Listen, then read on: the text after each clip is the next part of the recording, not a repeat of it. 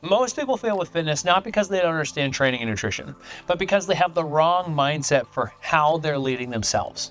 So they obsess with training and nutrition because they believe, hey, this is what has to change in order for me to make progress. When in fact, if you're not consistent, if you're struggling with self-motivation and you keep falling off the path of achieving your self-defined goals, it's not a plan problem. It is a self-leadership problem. And so today I want to share the 5 core tenets of self-leadership that are going to determine whether you stay stuck or you finally step up and become the fit and healthy leader that you know you need to be.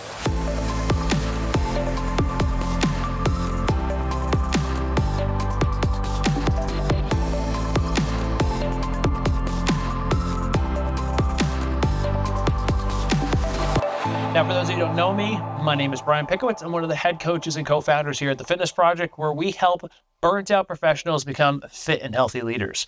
Over the last decade, we've helped over 1,000 clients transform how they're showing up for themselves so that they can show up better in their business, better in their career, and really be present for those they care about.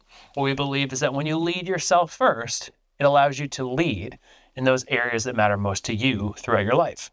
And so before I talk about the 5 core tenets, I want to share a quick story.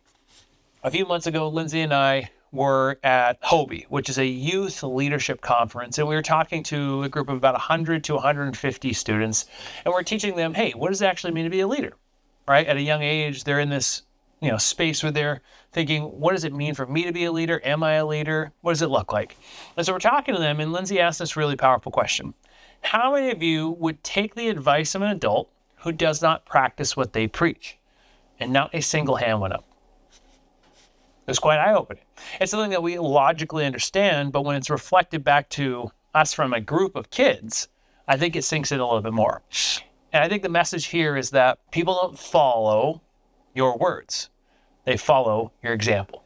And so in this season of life for yourself, what's great is fitness gives you the opportunity to step in and really lead, because the only person that you're influencing is yourself.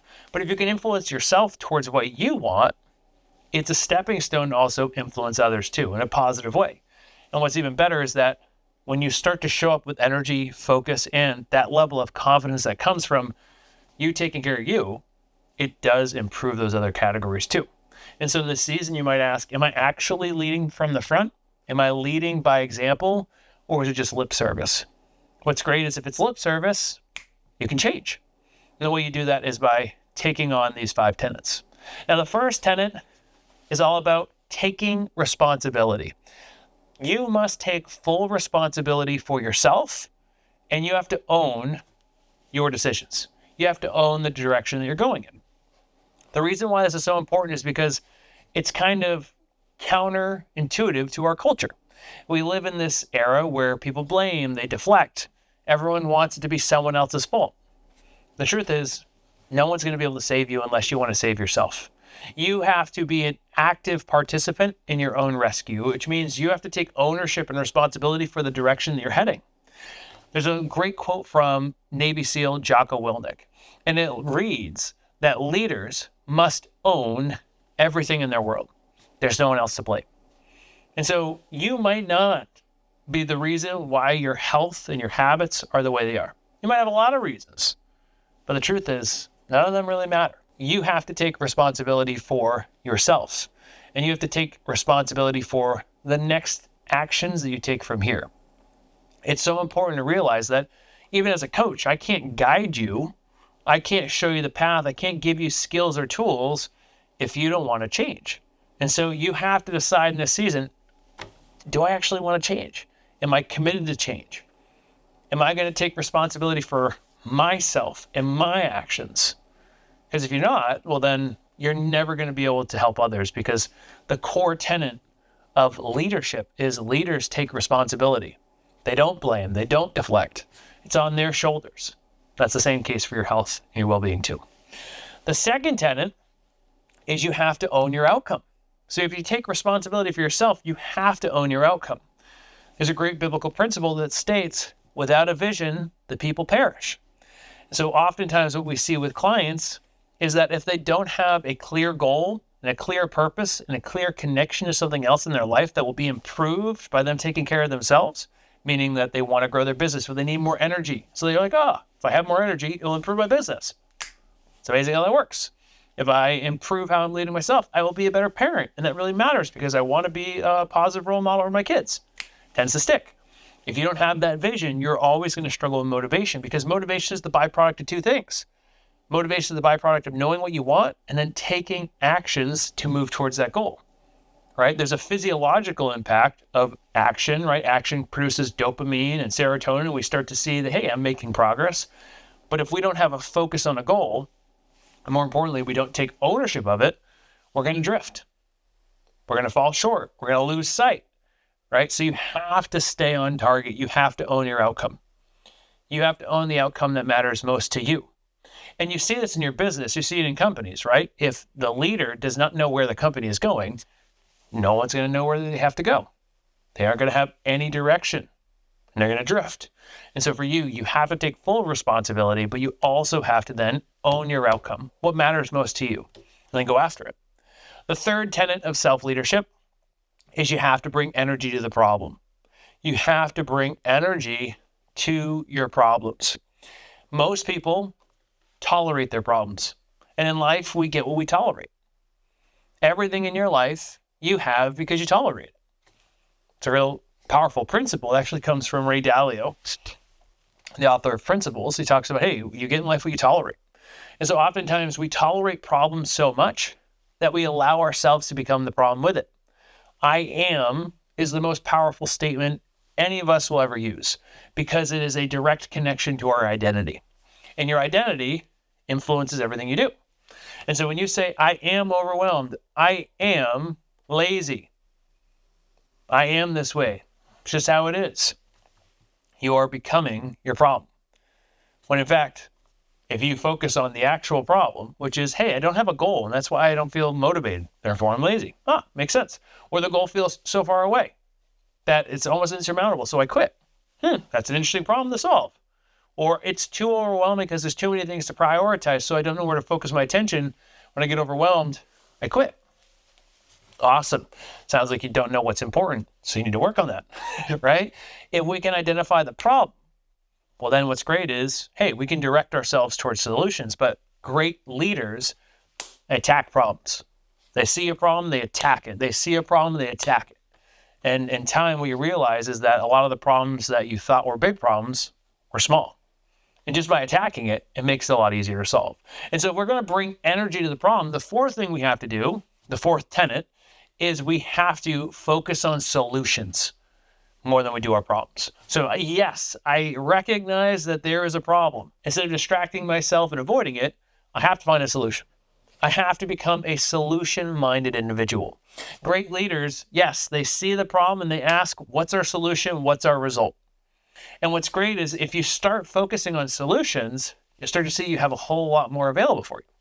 Because whatever you focus on, you drift towards. It's kind of like driving a car.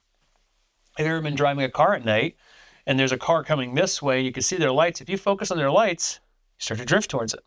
Versus when you focus on the road, or you focus on what's ahead of you, you stay in that path. Whatever you focus on, you move towards. And so when a problem arises, you have to direct your attention towards a solution. I was talking to a client recently, and he was sending me his list of problems. And he had some really substantial ones, some family challenges, things happening in his business, things happening on some side projects he was working on. And he's like, oh my gosh, Brian, I just can't catch a break. And I've talked to this person enough that I know this is a familiar pattern, a state they get into.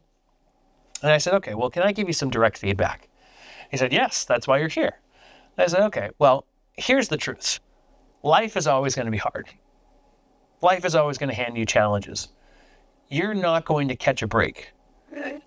And you get to decide how you respond. And so in this moment, you can focus on a solution. You can focus on what you want. You can focus on where you're going to go. And that's 100% within your control. Everything else is not within your control. What happens to you, the way you feel about it, your emotions, those are human experiences. Right? That's part of being a human. But you get to decide how you respond. So do you want to respond in fear or in courage? Do you want to respond with anxiety or action? Do you want to respond with anger or love? It's always within your control. And so the key is recognizing that the more you focus on solutions, a lot of the problems just roll off your back because you already know how to solve them. You already know what you're going to do. You stop being so dramatic. And when you remove the emotion, it gets a lot easier to solve. Now, if that is the fourth tenet, the fifth tenet can be a little bit more of a challenge for you achievers, but that's okay because that's why we're here. And that is you have to celebrate your small wins. Great leaders, they point out the wins in others, right? If you bring on a new employee and they're doing great, but they make some mistakes, you don't just hammer on their errors. You say, hey, you're doing really well here. Let's improve here. I've never had children, but I was a kid once. I remember when I was learning how to play guitar, my dad didn't say, oh my gosh, you sound horrible. He said, hey, that's great. Here's how you can improve that. We do it for others because we know how important it is to celebrate their progress, but we don't do it for ourselves because we only see the gap, right? We set a big goal. We say, this is where I want to be. We're here.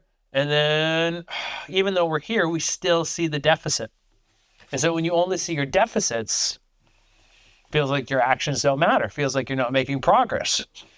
But what you have to train yourself to do is reward yourself and celebrate yourself for the progress that you're making. And the reason why that matters is because behaviors that get rewarded get repeated.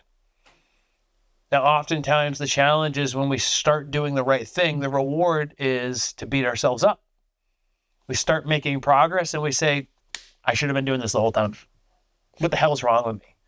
That's a very ineffective strategy, by the way, for making progress, because your brain is going to start to perceive that those behaviors aren't important. And so the reward is not external gratification. It's not a cookie.